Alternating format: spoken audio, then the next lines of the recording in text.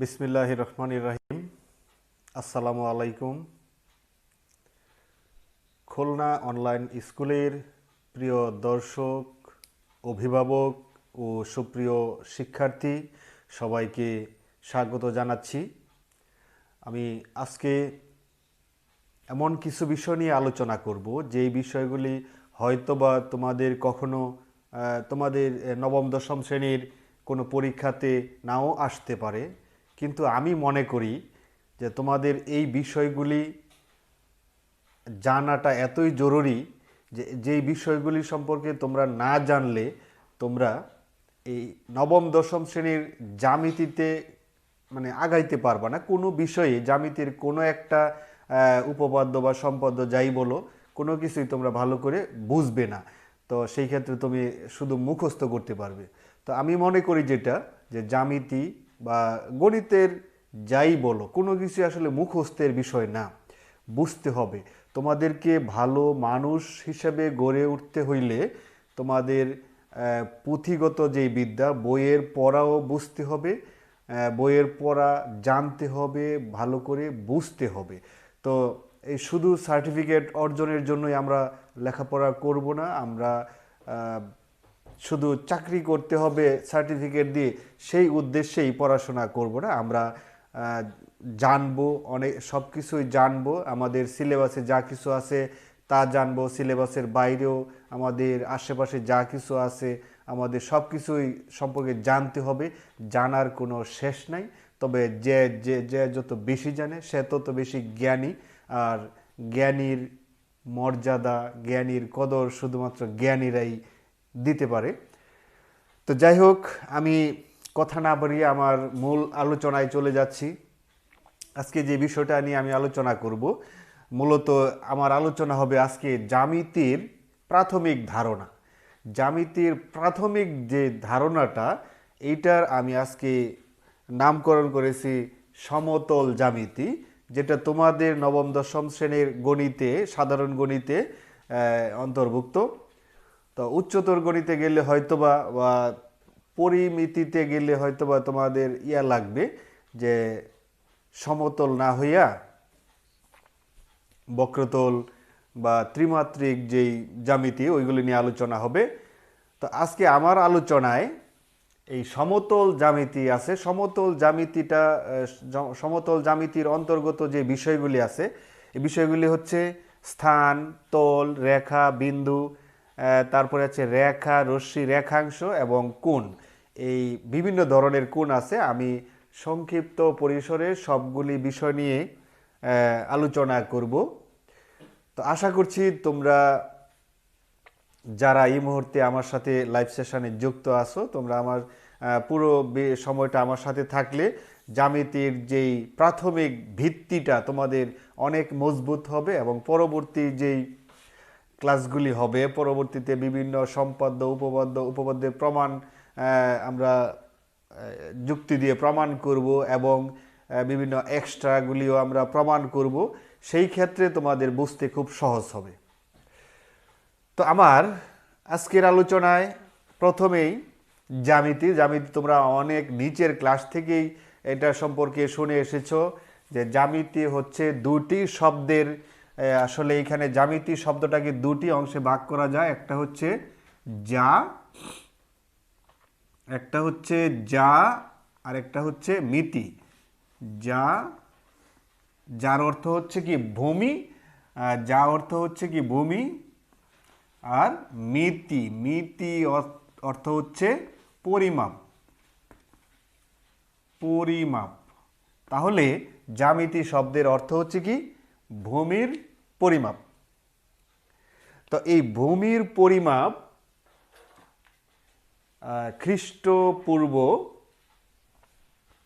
খ্রিস্টপূর্ব মানে যীশু খ্রিস্টের জন্মে অনেক বছর আগে থেকে মিশরীয় সভ্যতায় যারা ভূমি জরিপের কাজ করতো তারাই কিন্তু প্রথম এই জ্যামিতিক ধারণাটা নিয়ে আসেন।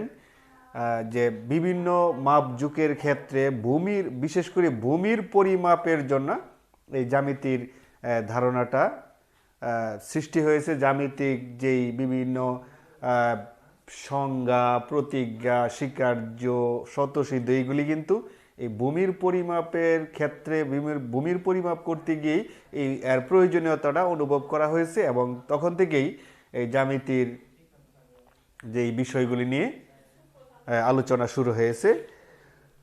তো এর মধ্যে এই যে জ্যামিতি শব্দের অর্থ আমরা জানলাম, জ্যামিতিতে আমরা আজকে জানবো কি সমতল জ্যামিতি নিয়ে। সমতল জ্যামিতিতে প্রথমে আমরা আলোচনা করব স্থান সম্পর্কে।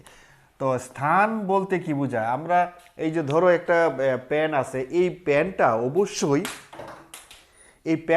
অবশ্যই কোনো একটা স্থান জুড়ে আছে, মানে একটা জায়গা দখল করছে।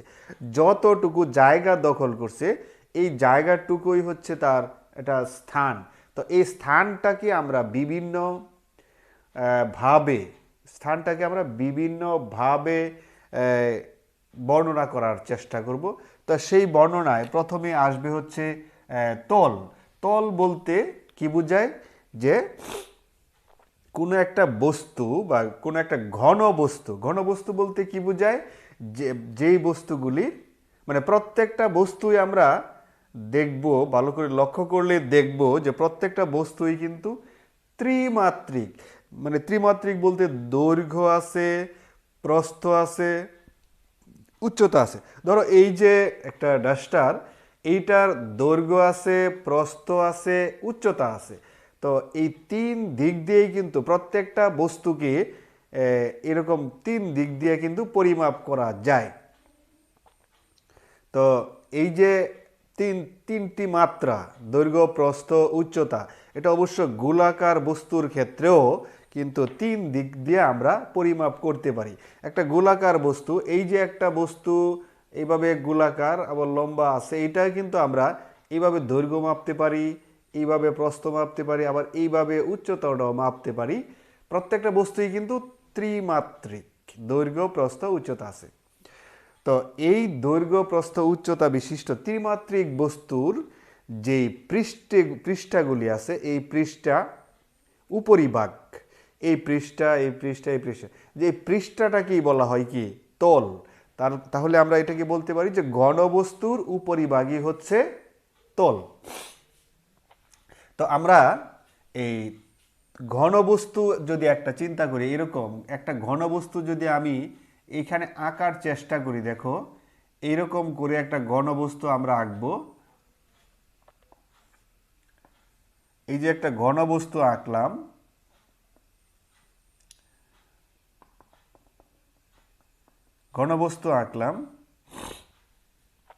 এই ঘনবস্তুর কি আছে? দৈর্ঘ্য আছে, প্রস্থ আছে, আবার উচ্চতা আছে।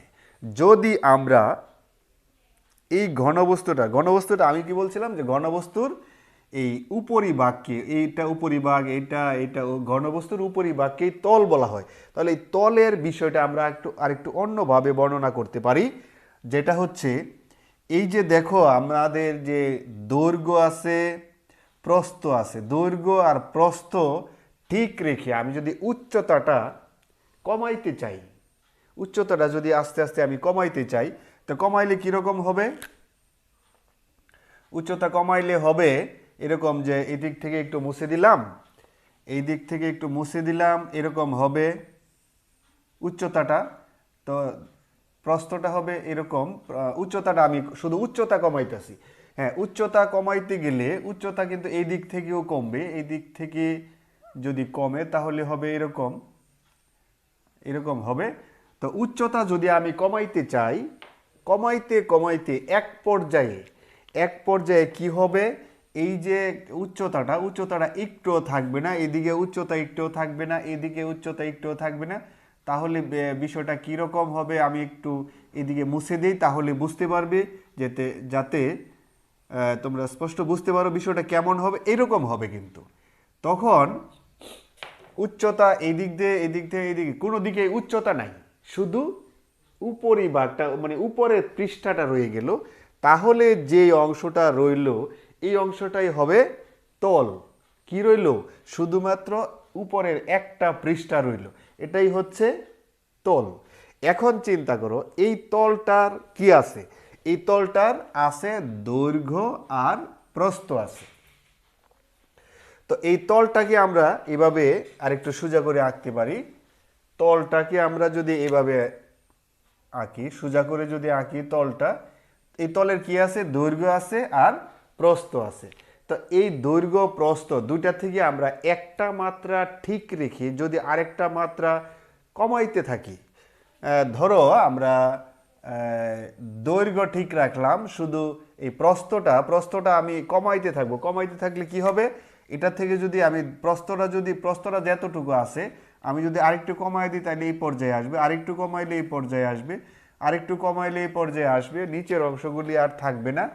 তো তখন কি হইলো, আগের চেয়ে অনেকটা কমে গেল প্রস্থ। তো আমি যদি কমাইতে কমাইতে এক পর্যায়ে যে মানে প্রস্থটা জিরো পর্যায়ে নিয়ে আসি, প্রস্থ জিরো, তাহলে শুধু কি থাকবে, এই দৈর্ঘ্যর যেই একটা অংশ থাকবে, শুধু দৈর্ঘ্যটা থাকবে এবং একটা প্রান্ত কিনারা থাকবে। এই এই যে দৈর্ঘ্যটা, এটাই হচ্ছে আমাদের রেখা। তো এই রেখা সম্পর্কে আরো বিস্তারিত আলোচনা করব একটু পরে।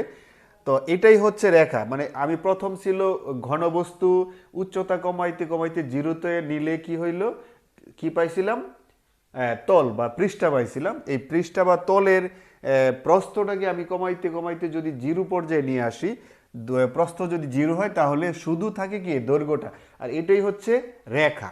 এখন চিন্তা করো, আমি যদি এই দৈর্ঘ্যটাকে যদি আরো আমি কমাইতে থাকি, এদিক থেকে যদি আমি মুছে দেই, দৈর্ঘ্যটাকে যদি আমি কমাইতে থাকি, কমাইতে কমাইতে কমাইতে থাকলে এক পর্যায়ে কি থাকবে, শুধু একটা চিহ্ন থাকবে, শুধু একটা ফুটা থাকবে, বা যেটাকে আমরা তখন বলবো যে এটা অবশ্য তোমাদের দেখার জন্য একটু মোটা করে বড় করে আঁকা হয়েছে, কিন্তু এটা হবে কি, আমি প্যান দিয়ে একটা ফুটা দিলাম, এটা হচ্ছে কি, এটার কোনো দৈর্ঘ্য নাই, প্রস্থ নাই, উচ্চতা নাই, এটাই হচ্ছে বিন্দু। তো শিক্ষার্থী বন্ধুরা, আমি এতক্ষণ যে বিষয়গুলি নিয়ে আলোচনা করলাম, কি স্থান, তল, রেখা, বিন্দু, এইগুলির সম্পর্কে এতক্ষণ যা আলোচনা করলাম, এইগুলি কিন্তু জাস্ট বর্ণনা মাত্র। এইগুলির কোনো স্বীকৃত কোনো সংজ্ঞা কিন্তু দেওয়া হয় নাই। তো ইউক্লিড এই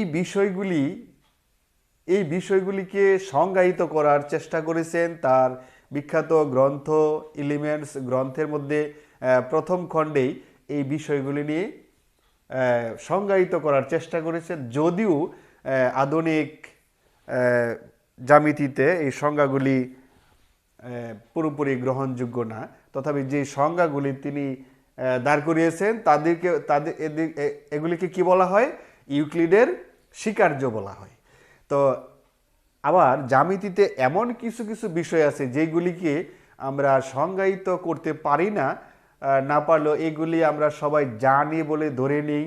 আর জানা বিষয়টাকে আমরা কি বলি, যে আমরা এই জানা বিষয়টা স্বীকার করে নিলাম যে এটা এরকম হবেই। তো এই যে স্বীকার করে নেওয়া কিছু কিছু বিষয় যেগুলিকে সংজ্ঞায়িত না করে আমাদের প্রাথমিক ধারণা আছে বলে আমরা স্বীকার করি, এরকম ইউক্লিড যে বিষয়গুলি স্বীকার করে নিয়েছেন জ্যামিতিক যুক্তিবিদ্যায়, যুক্তিমূলক প্রমাণের ক্ষেত্রে যে বিষয়গুলি স্বীকার করে নিয়েছেন, এগুলিকে বলা হয় কি, স্বতঃসিদ্ধ। ইউক্লিডের স্বতঃসিদ্ধ তোমাদের পাঠ্য বইতে আছে, এগুলি তোমরা পড়ে নেবে। আর আমি যেই সমতল জ্যামিতি নিয়ে আলোচনা, সমতলটা আসলে কি, এই যে তল, এই তল কিন্তু দুই ধরনের হইতে পারে। তল দুই ধরনের হইতে পারে। আমার এটা হচ্ছে কি সমতল, একটা এই যে হোয়াইট বোর্ডের যে পৃষ্ঠাটা, এই পৃষ্ঠাটা কিন্তু সমতল। আর এই যে দেখো পেন, এই পেনের পৃষ্ঠাটা কিরকম, পেনের পৃষ্ঠাটা কিন্তু সমতল না, এটা বক্রতল। যদি পৃষ্ঠা, এই যে আমরা একটা পৃষ্ঠা কিভাবে চিন্তা করি, এটা একটা সরল রেখা, এটার পাশে থাকবে আরেকটা সরল রেখা, এটার পাশে থাকবে আরেকটা সরল রেখা, এটার পাশে আরেকটা সরল রেখা, এরকম অনেকগুলি সরল রেখা যদি আমি পাশাপাশি স্থাপন করি, তাহলে কি হবে, এটা একটা পৃষ্ঠা বা তল হবে। তো অনেকগুলি সরল রেখা দিয়া যেই পৃষ্ঠাটা, এটা হচ্ছে কি সমতল। আর যদি আমি এরকম বক্ররেখা কি এবং এটার পরে আরেকটা বক্ররেখা, এটার পরে আরেকটা বক্ররেখা, আমি তো একটু দূরে দূরে দিলাম, যদি আমি একসাথে লাগায়া লাগায়া অনেকগুলি বক্ররেখা দেই, তাহলেও কিন্তু একটা পৃষ্ঠা পাওয়া যাবে। যেই পৃষ্ঠাটা হবে, যে আমি তো এইখানে একটা সরলরেখা টানলাম, এরপরে আরেকটা সরলরেখা, এরপরে আরেকটা, প্রত্যেকটা সরলরেখা কিন্তু এক এক সরলরেখা বরাবর না, মানে সরলরেখাটা এইভাবে সরলরেখা হইলো, এইভাবে কিন্তু সরলরেখা বরাবর না, এগুলিকে হবে কি বলা হবে কি বক্রতল। তো আমাদের আজকের আলোচনায় বক্রতল সম্পর্কে আমরা আলোচনা করব না, বক্রতল সম্পর্কে পরবর্তীতে বিস্তারিত আলোচনা হবে। তো সমতল নিয়ে যে আলোচনা, আমাদের জ্যামিতির যে অংশে এই সমতল বিষয়াদি নিয়ে আলোচনা হবে, সেটাই হবে কি সমতল জ্যামিতি। এই সমতল জ্যামিতিতে কি আছে? রেখা, রশ্মি, রেখাংশ। এই রেখা, রশ্মি, রেখাংশ, এই বিষয়টা আজকে আমি ক্লিয়ার করব। রেখা বলতে শুধু রেখা যদি বলা হয়, সরল রেখা বা শুধু রেখা যদি আমরা বলি, তাহলে তার মানে আনলিমিটেড থাকবে, এই দৈর্ঘ্যটা থাকবে আনলিমিটেড, উভয় দিকে তীর চিহ্ন দ্বারা বোঝা যাবে যে এটার কোনো শেষ সীমানা নাই বা প্রান্ত বিন্দু নাই। তো এটা আমরা কিভাবে বলতে পারি, সংজ্ঞায়িত করতে পারি, যে যার শুধু দৈর্ঘ্য আছে কিন্তু দৈর্ঘ্যটা অসীম, তাকে বলা হবে কি রেখা। অথবা আমরা এইভাবে বলতে পারি, যার প্রান্তবিন্দু নাই, যার প্রান্তবিন্দু নাই, শুধু দৈর্ঘ্য অসীম দৈর্ঘ্য বিশিষ্ট, যার প্রান্তবিন্দু নাই, এটাকে আমরা বলি কি রেখা। তো এই রেখার যদি একটা অংশ আমি নেই, রেখার একটা অংশ নিলাম, তাহলে দেখো এই বিন্দু থেকে এই বিন্দু পর্যন্ত যে অংশ নিলাম, এটা হবে রেখাংশ। রেখাংশ বলতে যার দুইটাই প্রান্ত বিন্দু থাকবে, এটাকে বলা হবে কি রেখাংশ। আর রশ্মি বলতে যার একটা প্রান্ত বিন্দু থাকবে, আরেকটা প্রান্তে তীর চিহ্ন দিয়ে বোঝা যাবে যে এটার কোনো শেষ সীমানা নাই, এদিকে আনলিমিটেড চলতে থাকবে। যেমন টর্চ যখন আমরা অন করি, তখন এটার কি বাল্ব থেকে এক আলো উৎপন্ন হয়ে এটা যে অবতল দর্পণ থাকে, এই অবতল দর্পণের মাধ্যমে প্রতিফলিত হয়ে শুধু সামনের দিকে যাইতে থাকে, কতটুকু যায় এটা কোনো শেষ সীমানা নাই। তো এটার কোনো শুরু আছে, বাল্ব থেকে উৎপন্ন হয়ে এটা কতটুকু যায় শেষ সীমানা নাই। এটা একটা রশ্মি, আমরা আলোক রশ্মি বলি। তো রশ্মিগুলি কীরকম হবে? রশ্মিগুলি হবে একদিকে তীর চিহ্ন, রেখা হবে দুই দিকে তীর চিহ্ন, আর রেখাংশ হবে কোনো তীর চিহ্ন ছাড়া। এই তীর চিহ্ন দ্বারা কি বোঝা যাবে? যেটা আনলিমিটেড বা এটা সীমানা নাই বা প্রান্তবিন্দু নাই। তো এই হচ্ছে রেখা, রশ্মি, রেখাংশ সম্পর্কে আলোচনা। এবার আমি আলোচনা করব কোণ সম্পর্কে। কোণ, দুইটি রশ্মি, এটা একটা রশ্মি, এইটা আরেকটা রশ্মি, এটা একটা রশ্মি, দুইটা রশ্মির দেখো প্রান্তবিন্দু কিন্তু এক জায়গায়। দুইটা রশ্মির প্রান্তবিন্দু যদি এক বিন্দুতে হয়, তাহলে এই ক্ষেত্রে যেই চিত্রটা উৎপন্ন হয় এটাই হচ্ছে কি কোণ। এটাকে আমরা বলি কোণ। কোণের সাথে তোমরা পরিচিত, কোণ আমরা কোণই বাঁকা করলে এখানে কোণ উৎপন্ন হয়। এরকম দুইটা প্যান যদি আমি একসাথে করি, এখানে কোণ উৎপন্ন হয়। কোণের পরিমাণটা বিভিন্ন রকম হইতে পারে। তো এই কোণ কিভাবে উৎপন্ন হয় এটা আমি দেখাইলাম। এখন এই কোণ আছে বিভিন্ন ধরনের, সমকোণ, সূক্ষ্মকোণ, স্থূলকোণ, সন্নিহিত কোণ, বিপ্রতীপ কোণ, প্রবৃদ্ধ কোণ, তারপরে বিভিন্ন ধরনের কোণ আছে, আপতন কোণ, প্রতিফলন কোণ, প্রতিসরণ কোণ, ওইগুলি অবশ্য পদার্থবিজ্ঞানের বিষয়। তো আমি কোণ সম্পর্কে আজকে যেটুকু আলোচনা জরুরি, এটা হচ্ছে সমকোণটা আমাদের বুঝতে হবে। তো সমকোণ বোঝার জন্য আমাদের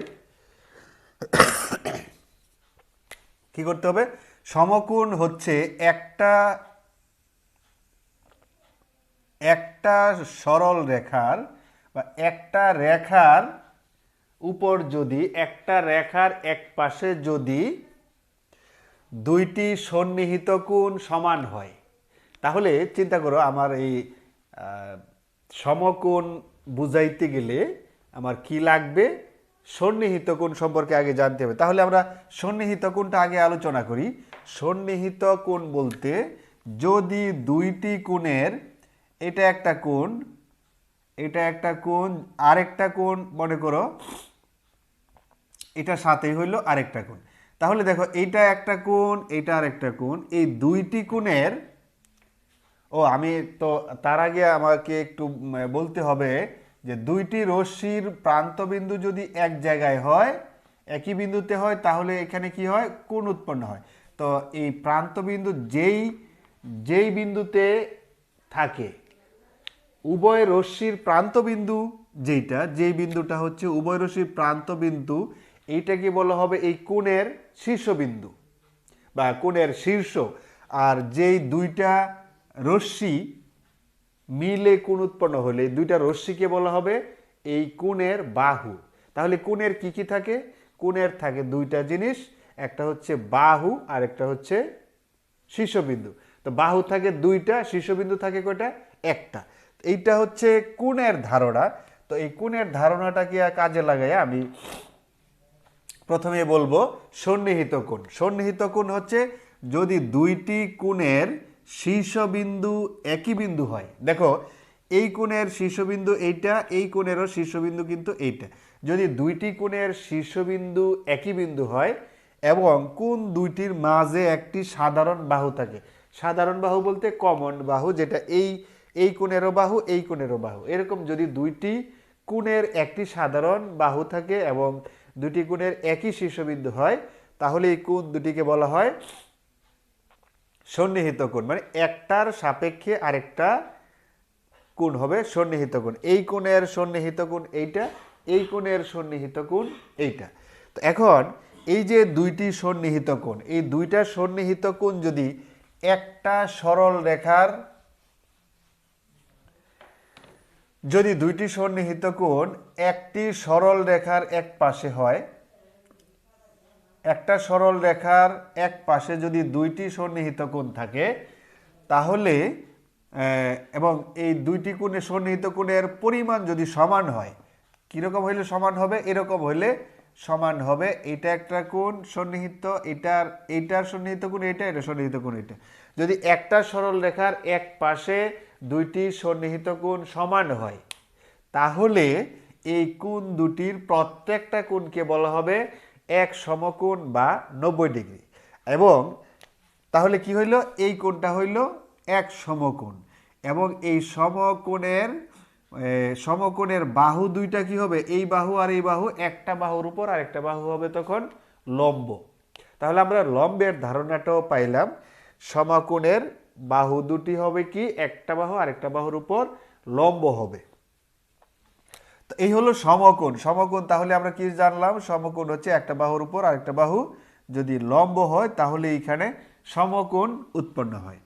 এই সমকোণের চেয়ে আমি যদি এই বাহুটা আরেকটু এদিকে নিয়ে আসি, তাহলে কি হবে, যেই কোণ উৎপন্ন হবে এটা কি হবে, সমকোণের চেয়ে ছোট। এটা এক সমকোণ, এটা এক সমকোণ, এটা এক সমকোণ, টোটাল হবে কি 2 সমকোণ। তো আমরা যদি এখন একটা কোণ আঁকি এরকম, যে এক খাড়া দিলে তো হবে লম্ব, আঁকলে হবে কি এক সমকোণ। আমি আরেকটু এদিকে আঁকলাম, এটা হবে কি এক সমকোণের চেয়ে ছোট। এই এক সমকোণের চেয়ে ছোট কোণকে বলা হবে কি সূক্ষ্ম কোণ। আর এক সমকোণের চেয়ে যদি আমি এইদিকে লম্ব আঁকি, তাহলে কি হবে এক সমকোণ। আর যদি এই লম্বর চেয়ে আরেকটু বাম দিকে আঁকি, যদি এইদিকে আঁকি, তাহলে যেই কোণের পরিমাণটা হবে এটা অবশ্যই এক সমকোণের চেয়ে বড় হবে। কিন্তু যদি আমি একবারে সোজা নিয়ে আসি, তাহলে কি হবে 2 সমকোণ। তাহলে টোটালটা হবে কত, 2 সমকোণ। তা এখন আমি যেই কোণটা আঁকলাম এটা কি এক সমকোণের চেয়ে বড় কিন্তু 2 সমকোণের চেয়ে ছোট, এরকম কোণকে বলা হবে স্থূলকোণ। এক সমকোণের চেয়ে বড় কিন্তু 2 সমকোণের চেয়ে ছোট, এইরকম কোণকে বলা হবে স্থূলকোণ। এখন একটা কোণের পরিমাণ যদি এই যে একটা রশ্মি আঁকলাম, আরেকটা রশ্মি এইখান থেকে এইদিকে মনে করো রশ্মিটা এদিক থেকে যদি আমি এভাবে ঘুরাইতে ঘুরাইতে যদি 2 সমকোণের চেয়ে আরও বেশি করে নিয়ে আসি, তাহলে এরকম যদি হয়, তাহলে এই কোণের পরিমাণটাকে বলা হবে কি? প্রবৃদ্ধ কোণ। প্রবৃদ্ধ কোণ, এরকম প্রবৃদ্ধ কোণ। তাহলে আমরা অনেকগুলি কোণের সংজ্ঞা জানলাম, অনেকগুলি কোণ সম্পর্কে জানলাম। সমকোণ, সন্নিহিত কোণ, সমকোণ, সূক্ষ্মকোণ, স্থূলকোণ, প্রবৃদ্ধ কোণ। আপাতত আমাদের এই কোণগুলি সম্পর্কে ধারণা থাকলেই সমতল জ্যামিতিতে আমাদের আর কোনো সমস্যা হবে না। সমতল জ্যামিতির বিস্তারিত আমরা আজকে যেটুকু আলোচনা করলাম, এইটুকু হচ্ছে কি জ্যামিতির প্রাথমিক ধারণা। আমার বিশ্বাস আজকের এই ক্লাসটা তোমরা যারা শেষ পর্যন্ত আমার সাথে যুক্ত আছো, তোমাদের নিশ্চয়ই জ্যামিতি সম্পর্কে একটা প্রাথমিক ভালো একটা ধারণা হয়েছে। পরবর্তী ক্লাসগুলি দেখবা, এখন তোমরা যদি পরবর্তী ক্লাসগুলিতে আমার সাথে যুক্ত থাকো, দেখবা খুব পরবর্তী বিষয়গুলি, বিভিন্ন জ্যামিতিক প্রমাণ, অঙ্কন, এগুলি খুব সহজে তোমরা বুঝতে পারবে। তো আপাতত আজকে আমি এইখানে শেষ করলাম, আমার ক্লাসটি এখানে শেষ করলাম। পরবর্তী ক্লাসে উপপাদ্য, বিভিন্ন উপপাদ্য সম্পাদ্য নিয়ে আলোচনা শুরু হবে। ধারাবাহিকভাবে তোমরা আমার সাথে প্রত্যেকটা ক্লাসে যুক্ত থাকবে, সেই প্রত্যাশায় আজকের ক্লাসটা আমি এখানে শেষ করছি। সবাইকে ধন্যবাদ।